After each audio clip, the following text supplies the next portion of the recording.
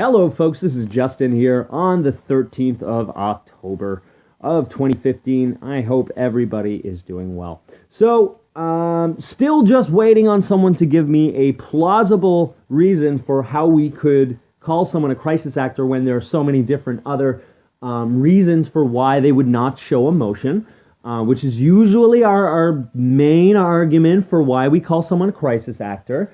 I know there are a couple other reasons as well, but from what I can see, after 3 years in this movement, nobody here can prove where there are crisis actors and why they can say that these people are in fact crisis actors when there are so many different available alternatives to do so. So while I'm waiting on that, which could be a while, I had this argument with Chrissy. I was speaking with her today, and we had an argument, and it was a friendly argument. But when we were talking about it, she completely won. She used logic, she used her brain, and she completely put me in my place and made sure that I knew that I am no Romulan and that I am not comprised of logic. I am only human. Now, when I realized that she had soundly defeated my argument, soundly. Now, we don't have to get into what it is. It is irrelevant. AKA, shh, don't hurt my pride. Anyways, fact of the matter was, she did soundly rebuke what I had to say. And what I was saying to her was, wow, all right, looks like my assertion has been very well defeated by you. And I even gave her like a little credit saying, all hail to the logic princess or whatever. And it was only kidding around, of course. I don't worship anyone but the Lord God. However, when I was saying it to her, and it was just a friendly thing to say or whatever, she got a little bit, she was like, oh, no, I didn't mean it like that. As in like I was about to take it personally kind of thing. And it brought up a really good point. Why did she feel the need to take it personally?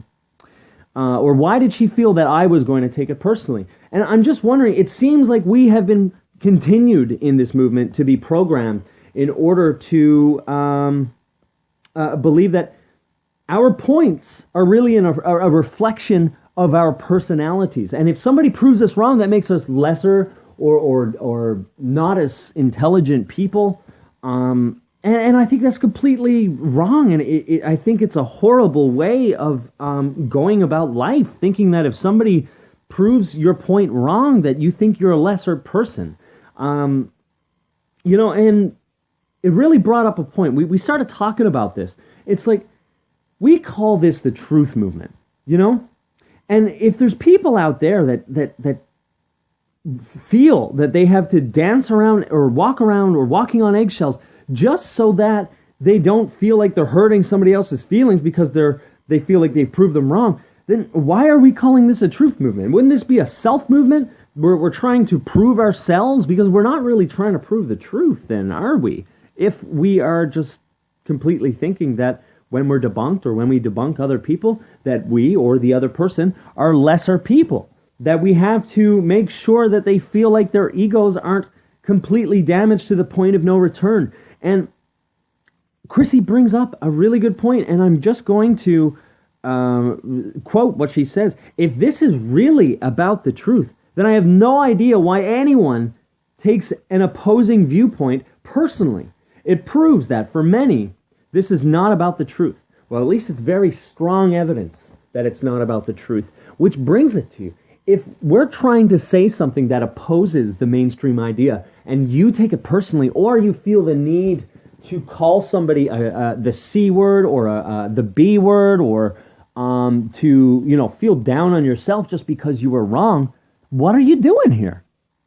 What are you doing here? At the end of the day, if this is the truth movement, and you're trying to come to truth, and that assertion you make to come to the truth is soundly debunked by logic, and you get offended personally, what are you doing here? Just something to think about before the night's end.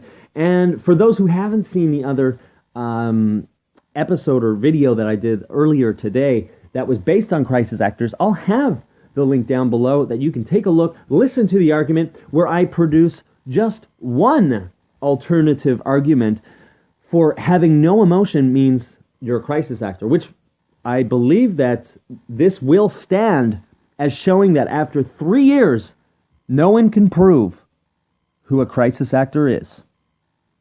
Thank you very much. Have a great night.